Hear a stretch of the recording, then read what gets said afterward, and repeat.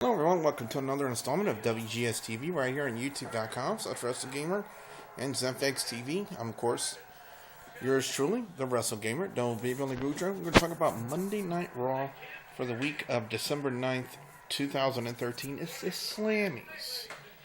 And I got a lot to say about how each category went down. And, we're going to start off with the opening match, Daniel Bryan and Fandango, and I gotta say it was an alright match.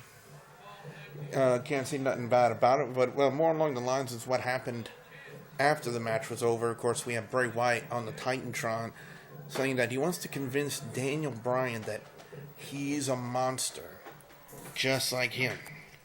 And I'm like, okay. Can't really say nothing about that, but the Wyatt family gimmick is starting to get sort of interesting. He's trying to get some direction as to where they're going with Bray Wyatt, Luke Harper, and Eric Rowan. And if they're trying really to recruit Daniel Bryan, it's probably the beard. You never know. 4 out of 5 on that one, and then we have the first Slammy, the LOL Moment of the Year, being presented by the New Age Outlaws, and I gotta say, seeing those two guys, they're funny as hell. They really are, and bad influence, eat your heart out. Christopher Daniels and Kazarian, because of what the New Age Outlaws did on the Slammys, and the Rock concert from the 20th anniversary of Monday Night Raw. Well, that's the winner of the LOL Moment of the Year. I don't know if I agree with that. But anyway, next up we had Damian Sandow and Santino Marella, and we have Biggie Langston on commentary again to put over the Intercontinental title match coming up at TLC, and it was an okay match. Damian Sandow managed to avoid the Cobra and hit the "You're Welcome" on Santino to get the victory. Pretty straightforward match. And it really making the Sandow-Langston match something worth interesting. Be sure you guys stick around here on WGS-TV, because I will be breaking down all the matches from TLC.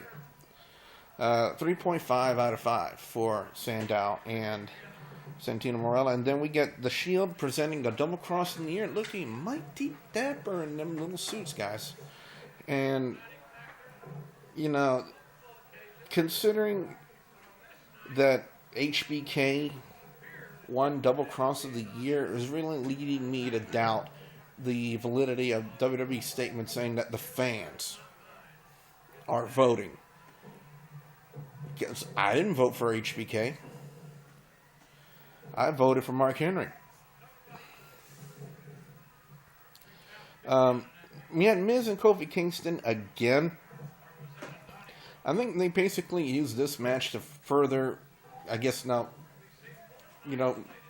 to further advance the heel turn of the Miz, because he had Miz use a dirty pin. He rolled him up and had the tights to get the victory, and Kofi paid him back in spades after the match was over with the Trouble in Paradise. 3.75 out of 5. I took it down some points, just based on the fact that we've already seen Miz and Kofi Kingston multiple times. Why are we seeing it again? And I think that, like I said, they're probably just really using this to further the heel turn of the Miz. The Diva of the Year should have gone to AJ Lee. The Bella Twins got it. At least Eva Marie didn't get it.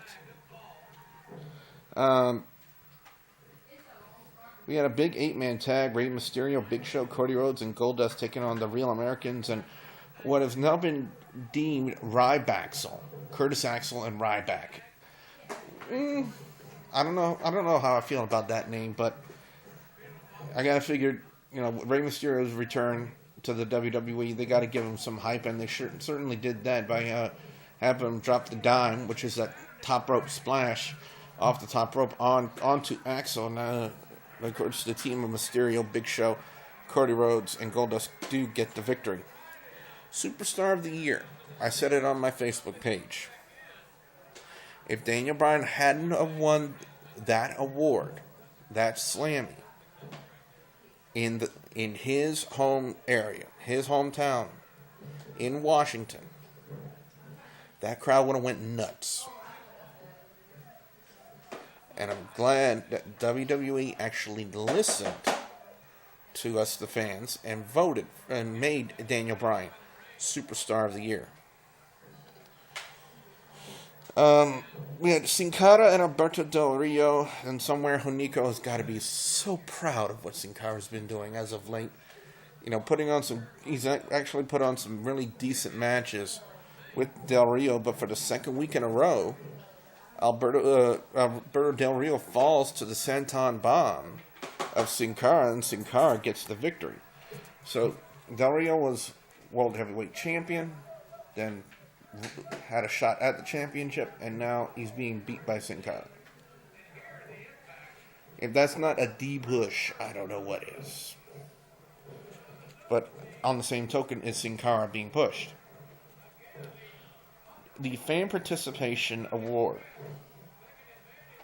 I don't even understand WWE acknowledging the ignorant Cena haters chant of "Let's go Cena, Cena sucks." To me, I wouldn't even have acknowledged it because Cena haters are ignorant. They think, oh, if we chanted enough, because we watched wrestling for 5 years, we think Cena's gimmick is stale and boring. You know, it's repetitive. We've seen it already. We need him to change. Just like Ricky the Dragon Steamboat needed to change. Like The Undertaker needed to change. Like Hulk Hogan needed to change. Like Stone Cold Steve Austin needed to change. Because their gimmicks were stale and repetitive and they never changed. Really, Cena haters? I'm glad Daniel Bryan's yes, yes, yes chant won Fan Participation of the Year. I'm not even going to get into it. Because to me, honestly, you Cena haters are not worth my time. Brodus Clay and Xavier Woods, this matchup was faster than me blinking my eyes. And I keep asking the crowd, when are they going to fully turn Brodus Clay heel? I mean, they had him just absolutely squash Xavier Woods repeatedly until they had Tensai and R-Truth intervene. You know, are they really trying to turn Brodus Clay heel, or is the fact that they're already in the process of doing it, and some of the fans just don't care? 3 out of 5 on that one. And next up, Insult of the Year. Really, now this is how you can tell that WWE doesn't give a crap about what the fans vote for. They're just going to put what they think, or what they should feel as Insult of the Year. They put Stephanie McMahon degrading the Big Show as Insult of the Year. To me, that's an insult. That's an insult right there. I'm not going to say any more about that, except that AJ Lee should have won 2 Slammys, walked away with none. CM Punk and Dean Ambrose. Holy crap, this was a great match. I love this matchup from top to bottom. Can't say nothing bad about it.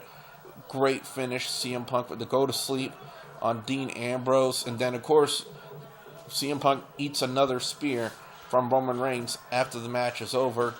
I gotta say, I'm really looking forward to what they'll do with CM Punk and the Shield at TLC. And like I said, I'm going to further break down each one of the matches coming up soon here before this Sunday. 4 out of 5 on that, as CM Punk also won the Extreme Moment of the Year. How did CM Punk, I'm not going to discredit CM Punk, not one bit. But how in the world did John Cena and Ryback, going through the LED light board at Extreme Rules, not win Extreme Moment of the Year? But it was by far one of the extreme things on there. I mean, I'm not going to discredit CM Punk, going on the top of Hell in the Cell to beat up Paul Heyman. I'm not going to discredit that, but I don't know. To me, I felt that Ryback and John Cena going through the LED light board at Extreme Rules should have been Extreme Moment of the Year. CM Punk beating up Paul Heyman Yeah, it was a good moment. It was, even though it was on top of the Hell in the Cell, to me, just really didn't speak extreme enough to me to beat out John Cena and Ryback, but apparently that's what WWE said the fans voted for. Wyatt family and the Usos, can't say nothing bad about it. You know, Usos looking good, so did Luke Harper. Eric Rowan, he's just lucky that he has Luke Harper in there to be in the ring with. Of course, they finished off with the discus clothesline, and it was a good tag match for what it was. It was a good tag match, 3.75 out of 5. What really pissed me off, match of the year. How in the world is John... Now, I'm not a Cena hater. You guys know that. I'm not a Cena hater. But how in the world is John Cena versus The Rock at WrestleMania 29 match of the year? I can understand Triple H and Lesnar, that matchup was kind of bleh. But I didn't see the Battleground match with Cody Rhodes and Goldust versus The Shield. But I enjoyed CM Punk and The Undertaker at WrestleMania 29 a lot more than John Cena versus The Rock. Twice in a lifetime. So why WWE insisted on making this? Well, I can see in one instance, wanted to stick it to Cena haters, for one, and two, to feed the ego of The Rock. That's basically all they were doing.